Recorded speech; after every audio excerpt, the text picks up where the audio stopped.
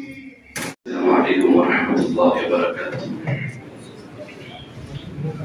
نحمده ونصلي على رسوله الكريم، أما بعد. أعوذ بالله من الشيطان الرجيم. بسم الله الرحمن الرحيم. رب اشرح لي صدري ويسر لي أمري واحلل عقدة من لساني يفقهوا قولي. صدق الله العظيم. محترم و مکرم سامعین نظام اور پرداشی خواتین، اولاً تو اللہ رب العزت کا بے حد شکر و احسان ہے کہ اللہ تعالیٰ نے یہ توفیق دی کہ ہم اپنے نونہال بچوں کے مستقبل کو کیسے تابناک بنائیں، ان کے فیوچر کو کیسے برائٹنس بنائیں، ان کی تعلیمی لیول کو کیسے بلندی تک پہنچائیں، اس کے بارے میں اللہ نے توفیق دی اور اولا اللہ رب العزت کا بے حد شکر و احسان ہے۔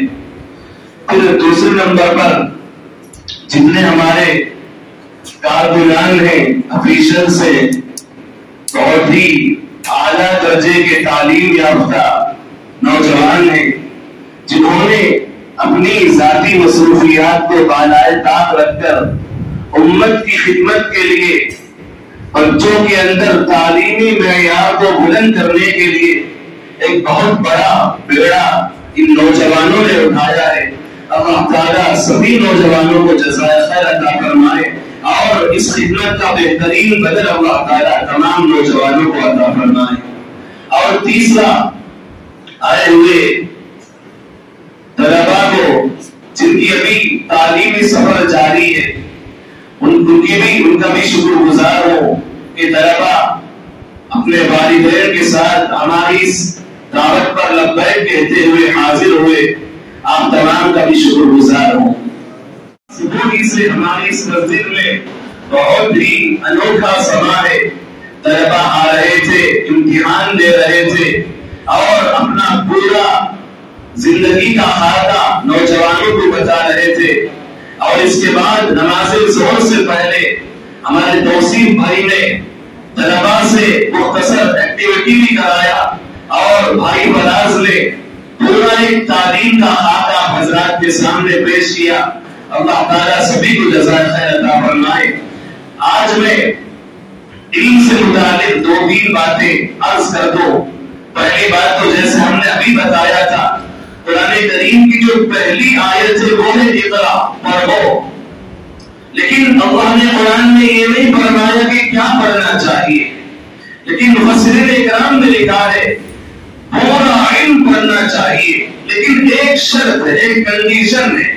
شرط اور کنڈیشن یہ ہے بسم ربک الذی خلق، اللہ کو یاد کرتے ہوئے پڑھنا ہے، اللہ کے احکام کو پورا کرتے ہوئے پڑھنا ہے، اللہ کے آرڈر کو فالو کرتے ہوئے پڑھنا ہے، تب یہ علم بہترین کامیابی تک پہنچائے گا۔ اگر علم کا تعلق اللہ سے کٹ جائے، یہ علم کامیابی تک نہیں بلکہ ضلالت تک پہنچائے گا۔ اس لیے افضل گزارش یہ ہے، ہماری چاہت یہ ہے ہمارے نوجوان بچے بہترین تعلیم یافتہ بھی ہوں اور بڑے نیک پرہیزگار بھی ہوں۔ جیسے اس وقت امت میں اس کی ضرورت ہے کہ بہترین حافظ قرآن ہو تاکہ رمضان میں تراویح سنا سکے، بہترین عالم ہو تاکہ وہ منبر پر کھڑے ہو کر امت کی رہنمائی کر سکے، بہترین مفتی ہو تاکہ امت کے مسائل کا حل بتا سکے، بہترین قاضی ہو امت کے پیچیدہ مسائل کے لیے آسانیاں پیدا کر سکے۔ ایسے ہی اس بات کی بھی ضرورت ہے ہمارے اس امت میں بہترین مسلم ڈاکٹرز ہوں جو امت کی خدمت کرے، بہترین انجینئرز ہوں جو امت کی خدمت کرے، بہترین لائرز ہوں جو امت کی خدمت کرے، بہترین ایڈوکیٹ ہوں امت کی خدمت کرے۔ دونوں چیز کی ضرورت ہے. ایک بہترین مسلمان ہو, پنج وقتہ نمازی ہو, زبان کھولے تو سچ بولے, زبان کھولے تو امانت داری کا درس ہو. ایسے نوجوان بھی ہو اور وہی نوجوان ڈاکٹر ہو, انجینئر ہو, ایڈوکیٹ ہو, بہترین لائرز ہو. یہ ہماری محنت ہے اور یہی اسلام کا تقاضا ہے. ایک اور بات کہہ دوں کہ پوری تاریخ پڑھ کر دیکھیں. تاریخ میں جاؤں گا تو بات لمبی ہو جائے گی. ایک دور تھا, ابھی یہ ہماری بدقسمتی ہے کہ دینی علم دنیاوی علم الگ ہو گیا ہے, ورنہ تو ایک دور تھا یہ دونوں علم ایک ساتھ ایک ادارے میں پڑھائے جاتے تھے. آپ حضرات نے سنا ہوگا امام غزالی کا نام, بہت بڑے امام ہیں. اور آپ نے ایک سائنسدان کا نام سنا ہوگا البیرونی, بہت بڑے سائنسدان ہیں. تاریخ پڑھ کر دیکھیے گا, یہ دونوں کے دونوں امام غزالی البیرونی, یہ دونوں کے دونوں ایک چھت کے نیچے بیٹھ کر علم حاصل کر رہے تھے. دونوں کی اشتراکیت ضروری ہے.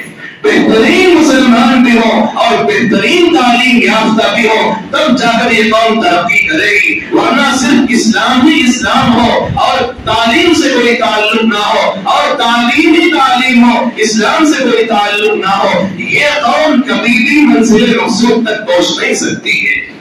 اس لیے ہمارے نوجوانوں نے, بہت ہی پڑھے لکھے اعلیٰ تعلیم یافتہ نوجوانوں نے بیڑا اٹھایا ہے کہ دونوں چیز ضروری ہے. بہترین تعلیم کے لیے بھی ہم کوشش کریں گے اور ساتھ ہی ساتھ بہترین اعلیٰ درجے کا مسلمان بنانے کی بھی کوشش کریں گے. آپ حضرات کا ہم اس معاملے میں تعاون چاہتے ہیں. طلبہ بھی بیٹھے ہوئے ہیں, آپ حضرات کی محنت ہی کے بعد ہم کس منزل تک پہنچ سکیں گے. اور ماں باپ بھی یہاں بیٹھے ہیں, ماں باپ سے بھی میری ادباً گزارش ہے کہ دونوں پٹری پر ہماری محنت ہو. جیسے ٹرین چلنے کے لیے دو لائن کی ضرورت ہوتی ہے, ایک لائن میں ٹرین نہیں چل سکتی, ایسے ہی ہماری قوم کے نونہال بچے منزل مقصود تک پہنچ سکتے ہیں, ایوانوں تک پہنچ سکتے ہیں. مسلمانوں کا ایک دبدبہ تبھی قائم ہو سکتا ہے جب ہمارے یہ بچے, ان کے ایک ہاتھ میں قرآن ہو اور دوسرے ہاتھ میں سائنس ہو. تو ماں باپ سے ادباً گزارش ہے کہ جہاں ماں باپ اپنے بچوں کو نمازی بنانے کی فکر کرتے ہیں, قرآن پڑھانے کی فکر کرتے ہیں, روزے رکھوانے کی فکر کرتے ہیں, ایسے ہی ماں باپ سے گزارش ہے بہترین تعلیم دلوانے کی کوشش کریں. اور اللہ نے قرآن مجید میں ایک دستور, ایک قانون, ایک فارمولا اللہ نے بیان کیا ہے. قانون یہ ہے, قرآن کریم کے 21 پارے میں اللہ نے فرمایا والذین جاہدوا فینا لنہدینہم سبلنا. اللہ فرماتے ہیں جو محنت کرتا ہے, اللہ نے یہ نہیں فرمایا وہ دینی حساب سے محنت کرتا ہے یا دنیاوی حساب سے محنت کرتا ہے, اللہ نے تقسیم نہیں کی, اللہ نے کامن بیان فرمایا جو محنت کرتا ہے جیسی بھی محنت ہو لنہدینہم سبلنا, ہم اس کو اس کا راستہ دکھائیں گے. محنت کرنا ہمارا کام ہے, ایڑی چوٹی کا زور لگانا ہمارا کام ہے, اور منزل مقصود تک پہنچانا اللہ کا کام ہے. بہرحال محنت سے پیچھے نہ ہٹے. ہمارے بزرگان دین خاص طور پر چوٹی کی مثال دیتے ہیں کہ چوٹی جو جس کی جسامت جسم کے حساب سے بڑی چھوٹی ہے, لیکن وہ تہیہ کر لیتی ہے کہ چھوٹے سے اناج کو لے کر وہ دیوار پر چڑھے گی, لیکن پہلی بار چڑھتی ہے گر جاتی ہے, ہمت نہیں ہارتی ہے, دوبارہ اس اناج کو اپنے پاؤں سے پکڑتی ہے, پھر دیوار پر چڑھتی ہے, پھر گرتی ہے, ہمت نہیں ہارتی, پھر سے دوبارہ چڑھتی ہے, گرتی ہے, جب تک وہ چوٹی منزل تک نہیں پہنچ جاتی وہ اپنے آپ کو ہار ماننے کے لیے تیار نہیں ہوتی. اللہ تعالیٰ اپنے چھوٹے چھوٹے مخلوق کے ذریعے انسانوں کو سبق دیتے ہیں. کم از کم چوٹیوں کے ذریعے سبق حاصل کرو. جیسے چوٹی اپنے منزل تک پہنچنے کے لیے تھک ہار کر پھر منزل تک پہنچتی ہے, اگر تم کو بھی منزل تک پہنچنا ہے کبھی ہارنا پڑے گا, کبھی معاشی تنگی آئے گی, کبھی گھر کا سسٹم خراب رہے گا, فائنینشیل پرابلم رہے گا, بیماریاں رہے گی, ہر چیز رہے گی, لیکن کامیاب وہی نوجوان ہوتے ہیں جو بیماریوں کو فیس کرتے ہوئے اور معاشی تنگی کو فیس کرتے ہوئے فائنینشل پرابلم کو فیس کرتے ہوئے اپنے تعلیم پر فوکس کرتے ہوئے آگے بڑھتے ہیں. بس یہی نوجوان کامیاب ہوتے ہیں. اور نوجوان کو کامیاب بنانے میں خاص طور پر ان کے ماں باپ کا بڑا ہاتھ ہوتا ہے اور ماں باپ کی دعاؤں کا بڑا دخل ہوتا ہے. چھوٹی سی بات کہہ کر اپنی بات پوری کر دو. آپ حضرات نے امام حرم کا نام سنا ہوگا، عبد الرحمن السدیس. تقریباً 40 سال کے حرم کے امام ہیں.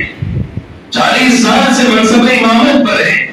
ابھی تمام امام کونسل کے وہ ذمہ دار ہیں پورے حرمین میں، مکہ اور مدینہ میں. ایک مرتبہ یہ عبد الرحمن سدیس دعوت برکاتہم ایک صحابی کو انٹرویو دیتے ہوئے کہنے لگے. جب صحابی نے ان سے پوچھا اللہ نے آپ کو اتنا بڑا مقام کیسے عطا کر دیا، تو ان کا جو جملہ تھا وہ ماں باپ کی خدمت میں پیش کرنے کی کوشش کروں گا. وہ یہ کہنے لگے میں بچپن میں بڑا شریر تھا. جیسے عام طور پر ہمارے نوجوان بچے ہوتے ہیں، شریر ہونا کوئی بری بات نہیں ہے، لیکن طبیعت پہ ضد نہ ہو. تو جب ان سے پوچھا گیا کہ یہ مقام تک اللہ نے آپ کو کیسے پہنچایا، تو انہوں نے بات لمبی کی، میں مختصر بتا دوں. وہ کہنے لگے میں بڑا شریر تھا، لیکن ماں میری شرارتوں سے تنگ آ چکی تھی. تو ماں نے ایک مرتبہ میری شرارتوں سے تنگ آ کر کہہ دیا عبد الرحمن میں غصے میں کہتی ہوں، تنگ آ کر کہتی ہوں، چاہ تجھے اللہ تعالیٰ حرم کا امام بنا دے. قبولیت کا وقت تھا. اگرچہ کہ ماں نے بچے کی شرارت پر بیزاری کا اظہار کرتے ہوئے جملہ کہا تھا، لیکن قبولیت کا وقت تھا، اللہ نے قبول کر لیا اور 40 سال سے منصب امامت پر ہے اور ان کی قرت پورے عالم میں مشہور ہے. تو میں ماں باپ سے بھی ادب یہی گزارش کروں گا کہ ماں باپ اپنے بچوں کو بدعا نہ دیں، دعائیں دیں. شرارت کریں گے، اگر بچے شرارت نہیں کر سکتے تو اور کون کرے گا. شرارت کریں گے، ان کو سمجھا بجھا کر پیار محبت سے لاڑ سے دعائیں دے کر ان کے بچوں کی طرف ان کو لے کر جانا ہے. تنگ آ کر چھوڑ دیں گے تو چوٹی کی مثال کو سامنے رکھ کر ماں باپ کو بھی آگے بڑھنے کی ضرورت ہے. بس یہی 2-3 باتیں. آخر میں ایک اور بات کا اضافہ کر دو. اللہ نے قرآن مجید کے 16ویں پارے میں سورۃ الکہف میں اللہ نے فرمایا کہ ایک واقعہ ہے، اس کا آخری کا حصہ میں آپ حضرات کو بتا دوں کہ حضرت خضر علیہ السلام اور حضرت موسیٰ علیہ السلام جا رہے تھے ایک گاؤں میں.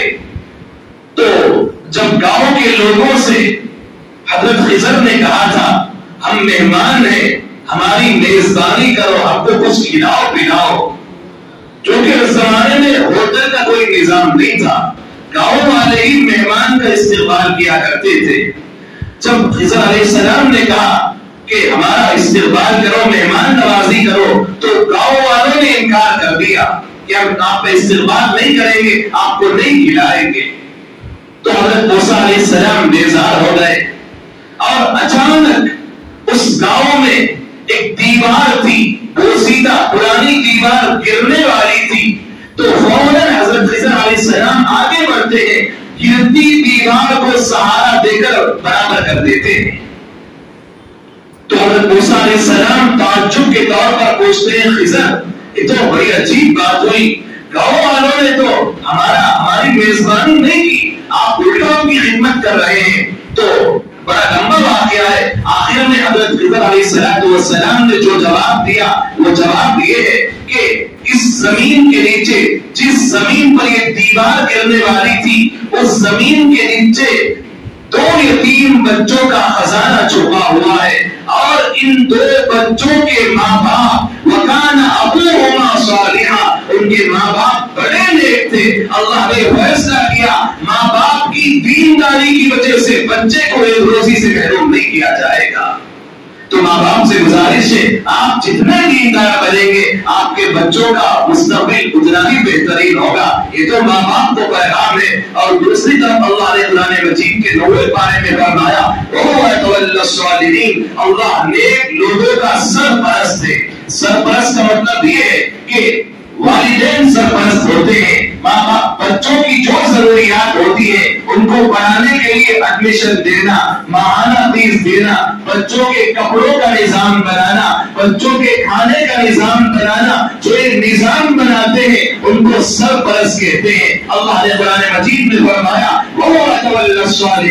اللہ نیک لوگوں کا سرپرست ہے. بچوں عزیز طلبہ نیک بن جاؤ, اللہ تمہارے سرپرست بن جائیں گے, تعلیم کے سلسلے کو عروج تک پہنچائیں گے اور تمہارے معاشی لیول کو بھی اللہ تعالیٰ بہترین عروج پر پہنچائیں گے. بس اللہ تعالیٰ سے دعا ہے اللہ تعالیٰ ان باتوں پر عمل کی توفیق نصیب فرمائے. آمین. وآخر دعوانا الحمد للہ رب العالمین.